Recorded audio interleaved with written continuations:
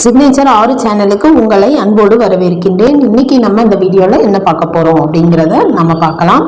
நீங்கள் அனைவரும் கேட்கக்கூடிய ஒரு கேள்வி இது. பல கேள்விகள், அதில் நாம் ஒரு வீடியோவில் விளக்கமாக உங்களுக்கு பதில் தருகின்றோம். இந்த கேள்வி கணவன் மனைவி அனைவருக்கும் எளிதான புரியக்கூடிய விதத்தில் இருக்கும் வீடியோ பதிவாகும்.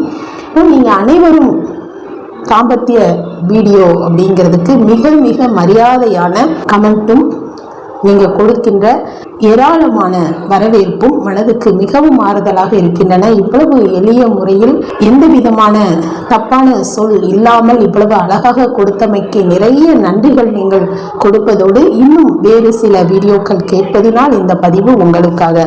எந்த விதத்தையும் நாம் பார்க்கும் கண்ணோட்டத்தில் இருக்கின்றது, அது நன்மையா தீமையா என்று முடிவெடுக்கும் விதம்.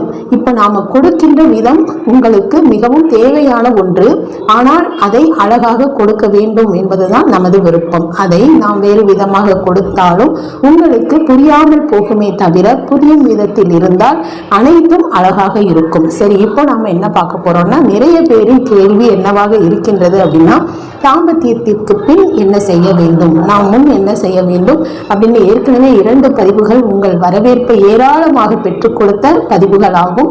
இப்போ இந்த வீடியோவில் நாம சொல்ல போகின்ற விஷயம் தாம்பத்தியத்திற்கு பின் என்ன செய்ய வேண்டும், கண்டிப்பாக செய்ய வேண்டிய விஷயமும் கூட. என்ன செய்யணும் அப்படின்னா, நீங்க குளிக்கணுமா அப்படின்னு கேட்குறீங்க. நீங்க விடியற்காலை செய்ய வேண்டிய விஷயம், அது கண்டிப்பாக செய்தே ஆக வேண்டும்.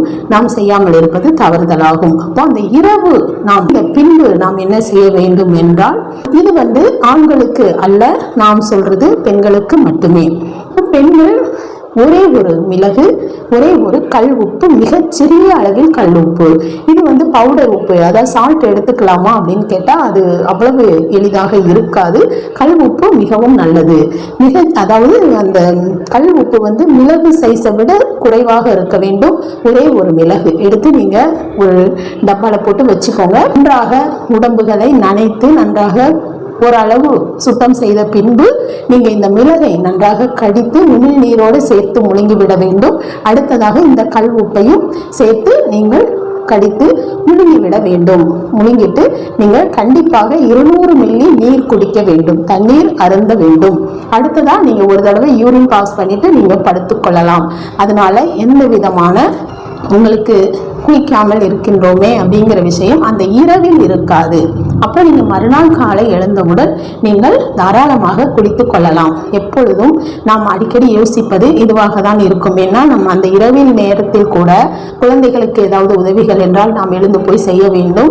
இரவு என்று நாம் பாராமல் நமக்கு ஏதோ ஒரு வேலைகள் வந்தாலும், நாம் சமையல் அறைக்கு போகும் தருணங்கள் ஏற்பட்டாலும், இந்த கல் உப்பும் இந்த மிளகும் நீங்கள் சாப்பிட்டதுக்கு அப்புறம் அதில் சூட்சமங்கள் என்ன அப்படின்னா, மிளகு சூரியனும் உப்பு சந்திர பகவானும், சூரியனும் சந்திரனும் நம் தோஷத்தை கொஞ்சமாவது கழித்து கொடுப்பார்கள் அப்படிங்கிறது தான் இதோட சூட்சமங்கள் ஆகும். அதனால நீங்க இதனை செய்து கொள்ளலாம். ஆனால் மறுநாள் காலை எழுந்தவுடன் குளிப்பது மிக மிக நல்லது. குளித்தே ஆக வேண்டும் என்பதுதான் சரியான முறையாகும்.